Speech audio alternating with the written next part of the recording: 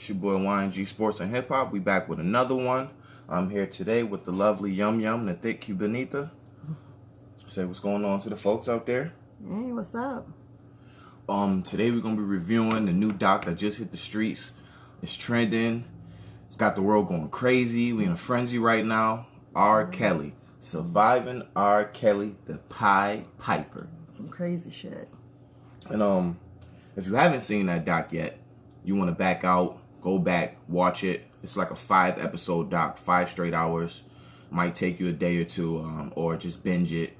But it's a good watch, very informing, and this shit is about to change R. Kelly's life forever and change the way this nigga R. Kelly is viewed forever. And change the way you think about things about R. Kelly and about his music. Now, me as a person that has been a huge fan of R. Kelly, I'm not just a huge fan of R. Kelly, but a huge fan of soul and R&B, and then that type of music in general. I was a huge R. Kelly fan, so for somebody like me, it hit me heavy. You got to think, now when you listen to records like Bump and Grind, you go back to Alicia, Age Ain't Nothing But a Number. Alicia? Aaliyah. You go back to Aaliyah, Age Ain't Nothing But a Number, and you know, all this shit started to make sense, man. This nigga been telling us this type of stuff in his music from the beginning. I mean, look at his nickname. The nigga's nickname is the Pied Piper. Yeah. A nigga that used to go to villages, sing the flute, carry off all the children and girls, never to be seen again. That's some sick shit. Some sick shit, man. And it's been right in our face from the beginning, masking it with beautiful music, ambiance. And I mean, one thing you can't deny from the nigga, or you can't take away ever, is the fact that the nigga's musically gifted like no other. I mean, and I think that we have that problem in culture in today as a society, is that we look at these people with such high respect and such high regard that it makes it very hard for us to see that or feel that these people are capable of doing the things that they're capable of doing. I mean, look at Bill Cosby. You look at, we was just speaking on earlier, this type of thing that made me think of Michael Jackson. And all of it seems exactly par for the course and exactly right on hill that Michael Jackson's career was kind of exactly the same way. Super gifted career, gifted musician, incredible song making, to the point where we loved Michael so much, nobody wanted to believe he touched little boys. Yeah. But I mean, you kind of look at the details of it. What other grown man you know is going to pay you $1 million to let your son come sleep in his bed with him? You tell me the grown man, I'll wait. You know any niggas? And niggas is trying to get kids away, not bring them. What nigga, who out here, what black man want another person kids at their house and paying you for it? Right. So you got to look at it like that. That shit right there in itself is some sick shit. So let's talk back about the whole Aaliyah, Age Ain't Nothing But a Number. That was a good song. And she killed it. She had so much swag and everything. But I didn't know, me personally didn't know that R. Kelly wrote that song for her. So now that we watched the documentary and I know, I'm like, oh shit. See, it's a lot of things like that, a lot of details to where things we knew about, but we were never fully clear on. Like, we always heard like, oh, R. Kelly used to fuck with Aaliyah and whatever, but nobody never really knew her exact age. It was like, and then the documents was forged when they got married, said she was 18. So, you know, people could always ride with the fact of, you know, she looked older, she acted older, she was more mature.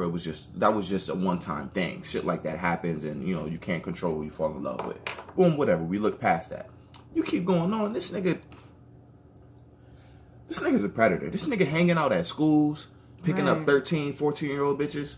Like, you having 13-year-old, 14-year-old bitches scoop up other bitches. Like, they going to go get their other teeny bopper friends for you. Like, some sick shit, man. Or just like that one girl.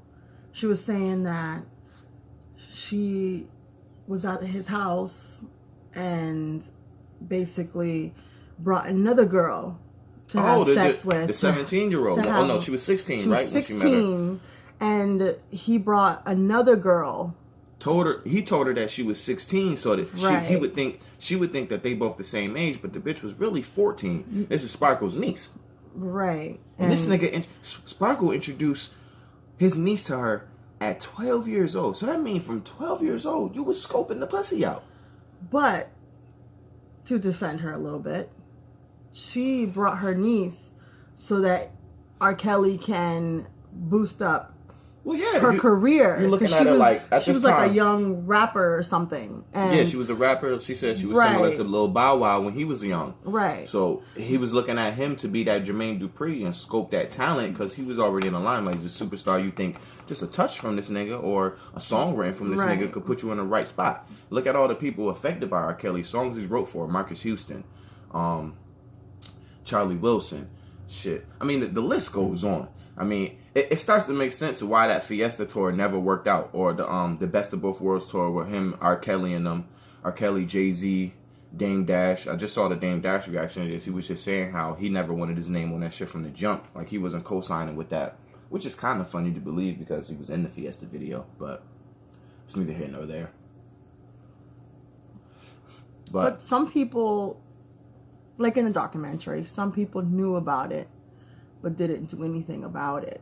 Oh, of course. So when you got, at the end of the day, the most crazy thing that was said. Well, one of the most craziest things, because the shit's 5 hours long. There's a lot of crazy shit that's said. One of the most things that was a eyesore or crazy to hear was the label. It was the video was presented to the label of him pissing on the little bitches. Now, everybody that's seen that video or heard of it, they knew it was the nigga R. Kelly. It was your house, my nigga. It was literally your bungalow. So, with your fucking awards in the background, G, that's you. The fact that this nigga even got off and we just brushed it on the rug is fucking nuts. And that's how you got to look at us as a society and say, we fucked up. We allowed that. We kept dancing a step in the name of love. Wine for me. I'm a flirt. Same girl. Oh, we just kept marveling. Not knowing this nigga talking about the same little girl. So, but the label said, they get showed the videotape. They say, we don't give a hell if it's R. Kelly or not.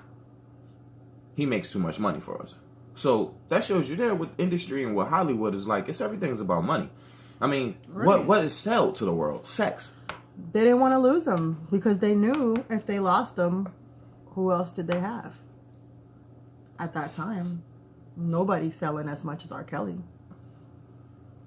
And I mean, and for a man that can't read or write, that's some shit. Yeah, really. What I wonder is, all this time this nigga can't read and can't write. Who the fuck's handling this nigga's business, the management team? So that lets you know there and there, he's not even capable of chartering flights, assigning things, so he got a team of niggas that's helping him do this. Because he probably paid them a team of people that's covering up this shit. Lump sum. But at what point do you look at yourself and say, yo, I'm going to pick up a 13-year-old for this man. I'm going to drop off somebody's daughter. Yeah. Well, just like at what point as a man, as a fucking human being, do you look yourself in the mirror and say, I'm not going to be a part of this shit? Mm-hmm. As a matter of fact, not only am I not going to be a part of this shit, but I'm about to go handle this shit. Fam, anybody that's supposed to love this nigga, claim you part of his squad, his team, y'all don't care about this man. Y'all ain't sit this man to the side and say, yo, what the fuck is going on with you, guy? You do realize that you 30 plus, my nigga. You not supposed to be with anybody under 18. And that's just the legal standard. But if you're over 30, in my eyes, you shouldn't be with anybody under 25, my nigga. Yeah. Mentally, gross. What you want with somebody 14, 15? I can't even have and I'm only 27. I'm 28, newly. I'm only 28. I can't have a conversation with a bitch under 18. Like, the mind state is just so different. Well, just like his tour manager / account manager or some shit. Account manager / personal assistant or / a nigga that was there when that forged the documents for him and R. Kelly to get married. Right. He was there. You got a lot of that on your soul too, nigga. You knew that bitch was underage. You was there from the beginning of it. You knew. In the documentary, he said, I was there when Aaliyah and R. Kelly were getting married. They were dressed in regular clothes, and I signed. And in there, we forged that he he forged that she was 18 when actually she was like 14, probably. Yeah, he forged that she was 18. By that time, she was only about 15. I think they said she was 15. 15, 14. When they met her, she was 12. But yeah, I would assume they didn't get together right off the bat, and that after a while they built some kind of relationship, and then he creeped in there because he slow you to death. He bring you it into steps, and that's how these predators do. They don't let you know how they are up front. You think they charm you, overwhelm you, you starstruck, and then you once you in there, it's hard to get up out of there. I compared it to like a game, Once you in there, you in there. Yeah, but the part that really fucked me up was when he said after they got married, Aaliyah had this look on her face, like. Yeah, the nigga said he saw in her face like she was scared. Like she didn't want to be doing this. And he said, I'm going to need to talk to her. She looks like she needs me to talk with her. Nigga, fuck a talking, though. She needed you to come get her the fuck out of there. That girl 14, man. So that probably means that she probably didn't really want to get married. I mean, I don't know. We will never know. But I don't know. But then you gotta...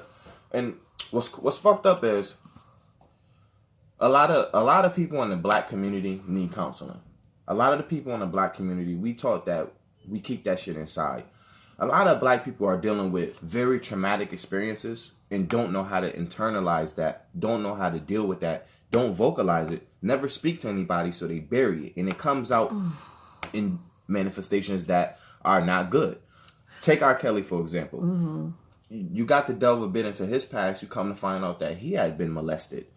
And by multiple people in his not family. Just men, but men and women. Right. Being molested, raped from the ages 7 to, I believe he said, 14 to 15. Right. So you got to imagine him never talking about people with that. And then not only was it happening to him, but it was happening to his younger brother. Right. And his younger brother was being raped. And he came to talk to Robert, and Robert told him, no, that didn't happen.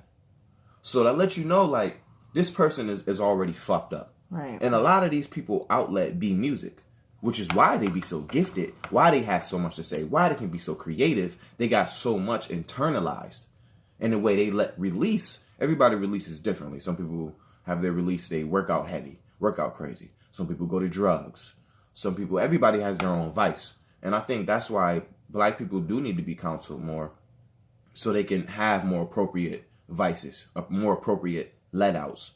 Talk to people. Let this shit out, because a lot of this shit that's going on ain't right.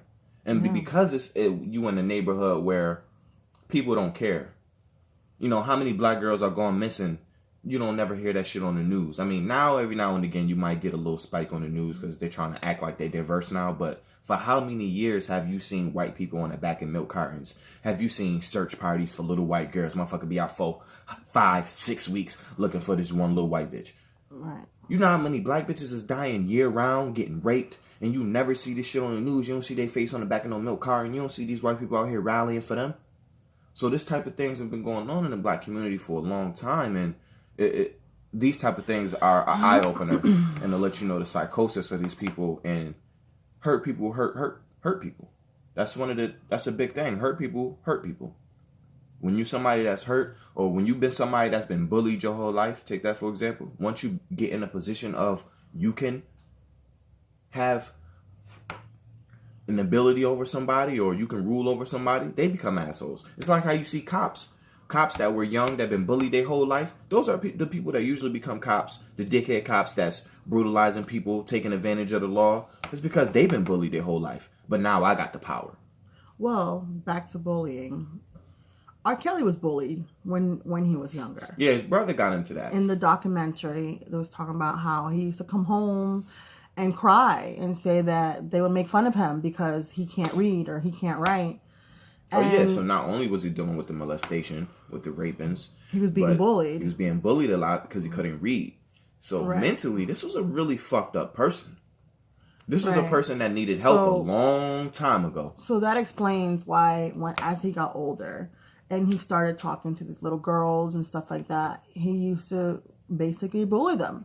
You know, you're going to call me daddy and you got to ask me permission. Like in the documentary, it spoke his wife, or ex-wife, should I say, talked about how in the beginning, you know, he was this soft man that would talk about, you know, how he was molested and this and that. And then he asked her to read. He asked her to teach me how to read and stuff like that. And she said that's the soft side that she first met. And then she said after that, he basically told her, you gotta call me daddy. You gotta ask me permission when you eat, when you drink, when you take a shower. You can't talk to nobody. Like he had these bitches to the point where they can't even move around the house. Yeah. He got 2 bitches living in the same crib, and she said for years she was just they would try to meet each other in the same bathroom, same hallway of the house. Never got to meet up. Right. Outside of when it was time to fuck. So he had this by the time this bitch, he had been fucking with the 17-year-old bitch for a couple years. He had this bitch performing oral on a 14-year-old girl. Right. The girl's niece. And then one day they ended up talking, and the girl was like, "Oh, when I'm 18, I'm gonna get a car." And she's like, 18? I thought you were 18. And she's like, no, I'm 14. And then that's when she said she felt sickened because she basically gave her oral and was having sex with a 14-year-old. And she said that, you know, she just felt sickened. And knowing that she had the tape in her hands and she gave it back to him, which I understand why she gave it back to him, because she don't want that out there, you know, but still, it got out there anyway, but still. Yeah, because she was on the tape, so she was on you the got to tape. think of what this kind of, which makes sense why the niece's family never wanted to be out there, everything's bleached out. Right. That's your 14-year-old child. You don't want them to be out there and be known as that person for that. So that's completely understandable. But it's too late now. I mean, we get into the 17-minute mark. We gonna wrap it up.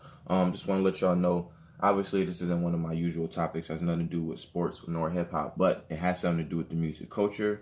I feel like it's something that was definitely relevant to me as somebody that's a huge R&B fan, a music fan in general. I have a love for the music. So I felt like I needed to speak on it. We did just that. We reacted on it. Got any comments? Any more topics you want me to touch on? Drop those below. You know what to do. Until next time. bye.